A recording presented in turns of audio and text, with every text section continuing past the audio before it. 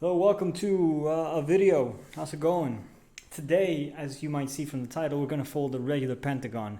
That's the idea that we have now. Every day, you got to let your imagination kind of take you where it wants you to go. So, I'm going to take you through it step by step.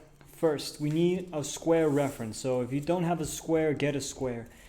Now, if you're really good, you don't need a square. You just need to have this mark. That's the point we want. But I'm gonna go on the supposition that we're just average folders here. We don't have professionals. We take what we can get. So first step, we're gonna fold this into a square. Now this method comes from a book by T. Sundar Rowe, one of the first origami books. It was written in the late 19th century. Okay, so this is old school. Now this was uncovered by Kunihiko Kasahara, who is also one of the greatest origami teachers out there. I believe he's still alive, Kunihiko. And he describes it, I forget the name of the book where he describes it in. However, I have found another way to do it. So this is my take on Kunihiko. I have another video on YouTube, but it takes me 30 minutes, and I think I can do it in less. So here we go. We have here our square, and now we got to fold this square in half. So let's fold this in half, this bad boy. Okay, so we fold this in half like so. Make sure that our points are aligned like so. All right, good. And now, we can leave this folded in. Let's. If you did it like me, you're gonna have this diagonal. Now this is entirely optional, but to each his own. Now I'm gonna turn it over because what I need and want actually is for. No, I can actually do it here. Yeah. So I need to lift off where the diagonal is. So here's my diagonal of it. So I'm going to lift it here. And I'm going to go from the bottom corner, which I'm going to call this one, the bottom right corner in my case. And I'm going to fold this line all the way up to my top left, like so. It's going to do a diagonal line of a 2-to-1 rectangle, right? So it goes like this. I just need to make sure that this line shoots off all the way off to the corner. So I'm turning it over just because I want to be really sure and I want to look at it. There we go. You should be having something like this. Now the idea is to bisect this angle and bisect this angle. Let me take out my trusty little pens and pencils. So I'm going to bisect this angle. You can't see it. Well, I'm going to bisect this angle, okay? So how do we bisect? Well, we just got to make sure that our lines are there. So it's going to be this line and just put them together. So just fold these two together like so. One. Now I unfold. See that it's there. Of course, you're going to also notice that this has a little bit sticking out. That's the way it should be. Now we bisect over here. I'm going to make sure that all the edge, this whole thing, falls on this edge, this folded edge, yeah? Boom. Like so. Now the idea, now for this I am actually going to take out, to be more prepared, right? I'm going to take out this. I'm going to use this technique that I like to use when I'm drawing, which is using the folds as sort of a ruler.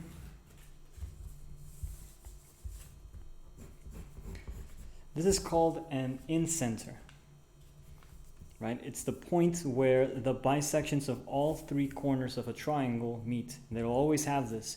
In origami, you can apply these three folds at the same time, as in valley formation, and you're gonna get what's called a rabbit ear. This is a rabbit ear. It goes like this. We activate the fold, and now we want to drop this little thing. This is the ear. I'm gonna drop it towards the bottom.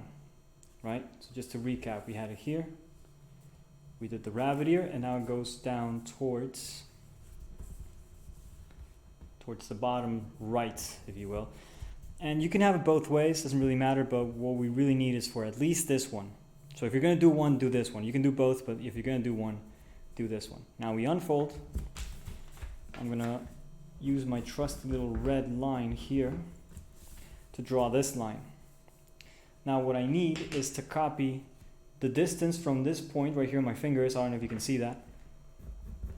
So this distance from here to here, you can't see that. Well, from this, where my finger is to the red line. That's what we want. This distance, we want to copy it now on the left. So if this on the right, we want it on the left as well.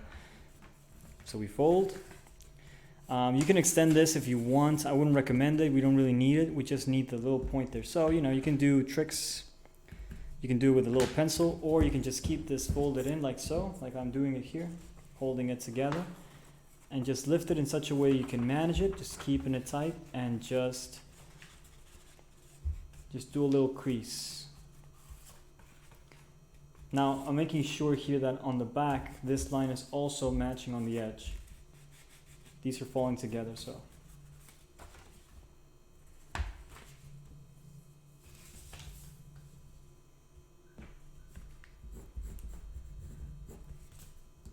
Now the idea, again, is that it goes from this point right here to these two. It's the same distance. That's the idea. And now we're going to take the line that goes from this point to this, and we're going to place it on the edge of the square. So notice, I'm doing a fold that goes exactly and hits there where this line is hitting on the edge. And then here, I'm making it so the other red point, you can't see that, I'm going to mark it. There we go. So that one falls on the edge of the square. So it falls exactly on it. And then we fold this.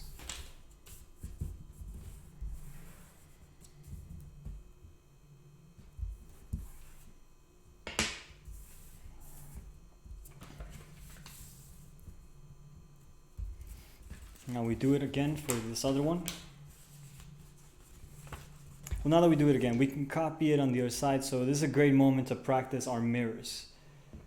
So what I'm going to do next is I'm going to mark this line, this whole thing. Well, I don't need the whole thing, but just so you guys can see there a little bit. I'll mark it at least towards this line in the center. Now I'm going to mark this one with a red line.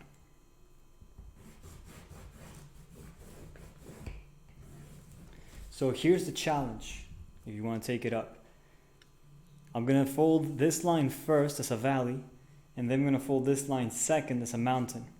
And the idea is for this blue line to come in, bounce, and then drop and hit the red point here. It's going to look a little something like this. First, I fold the blue. Here is the back of the red. I'm going to draw a red just to keep consistency. So this line I fold.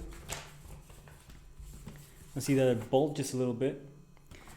Now this line I drop like so. You can see that one hits on the corner. And now what we don't have folded is this. You can see that it's even like wanting to fold. And so I fold it, and there we go. And it hits exactly on the point that I needed. So I open it up. It goes blue, hits the red, and then reflects. This is called the reflection.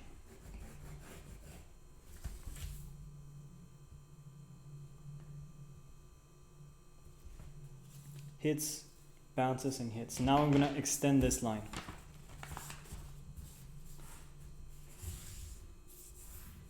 Now you can see also that this point is the other red one, the first one we started with, or the one left, not the one we started with, the second one, but it's also hitting on the edge of the square, see? So the same phenomenon is in a way repeated. That's the idea. Okay? So now I'm going to combine these two like this, as we were. Has a little sync there. And now I'm going to do the hinge maneuver, which involves me just moving this, activating this red, and just making sure that the fold underneath, this line underneath, is hitting on the same line of the hinge, the same sort of movement, like this. Return, fold back, return, and fold. Same thing, right? So we open up. I'm going to fold these. I'm not going to fold. I'm going to draw a red line on those that we just folded. And I'm going to extend them. Just fold the bit that I had and just extend. You're going to need a flat surface for extension. You don't really need it, but if you want to be certain, you do need it. And also, you're going to want for your paper to be handheld. If your paper is too big and you start doing this, the probability of the fold curving is well, it gets higher as the paper gets bigger. So you want to keep that in mind. Now what happens is, because this is an odd-sided polygon, it's going to go, these lines are going to interchange. It's going to go mountain, valley, valley, and then mountain, and then valley, and then mountain,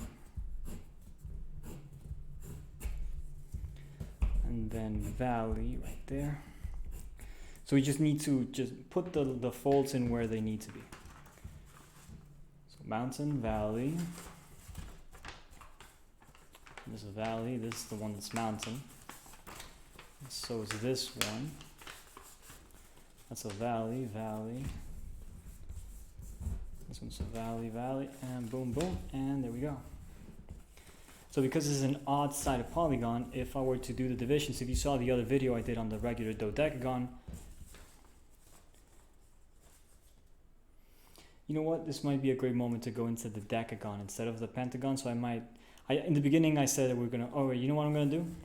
This is where we're gonna cut this one. So we're gonna call this like, yeah, we folded the pentagon, and then we're gonna take it to the dodecagon. Sorry, the decagon. I don't know, because I've already done the pentagon before, but this is faster. It didn't take me 30 minutes, it took me 11, but still, you get the idea. So now we have a 5-fold division. Remember we talked about the fold, the symmetry. If I were to fold this, you can see that there's 5 same angle divisions. What's cool about this method is that it's actually, if we did it correctly, we get a precise pentagon.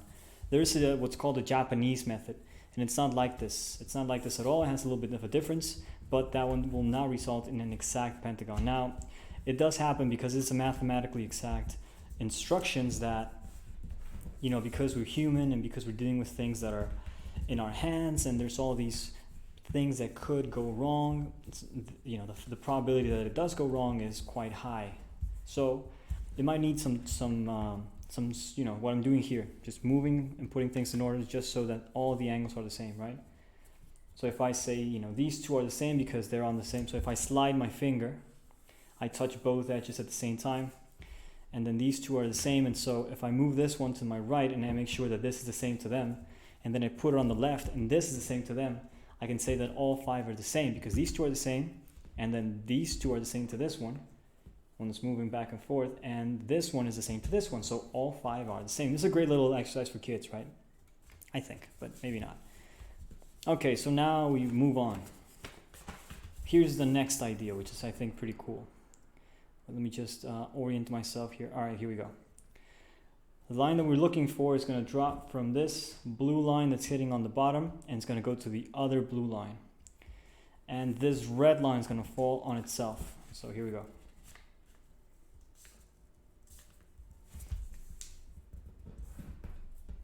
Now there's several ways that you can do this, but this is the way that just, you know, pretty simple stuff. Just there, hits all the way over there. Now the next one is actually pretty cool in that, check this one out. This leftover is gonna fall exactly on the blue. This is one, when I first discovered this, or when I first did it, I was like, no way, why? Why does it do that? But it does. So all you really need to do here is just make sure that your remainder, this leftover, just put it on the blue line. And you're gonna see that this line actually is falling on itself, this one. It's the same red, and it's falling on itself, therefore, what does that mean? It means that these lines are perpendicular. Wait a minute, I'm looking for my pen. Where's my pen?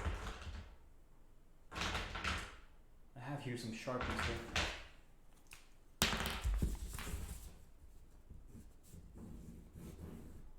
No, this isn't gonna work. Well, yeah, let's just use a Sharpie then.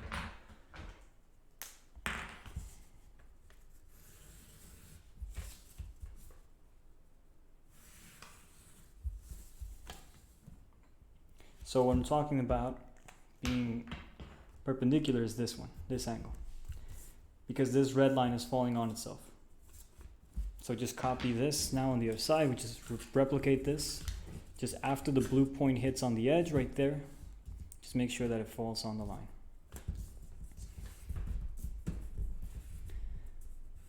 How are we doing on time? 15 minutes, dang. Now we copy this on this one. I want to really streamline it though. I really want to make like the fastest, but I also want it to be clear.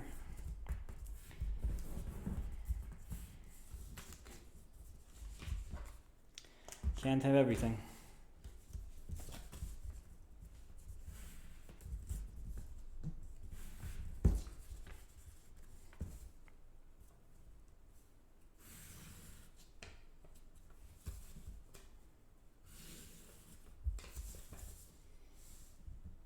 Now I'm noticing that this line is a little bit off, so I might be committing here a little tiny mistake somewhere on this.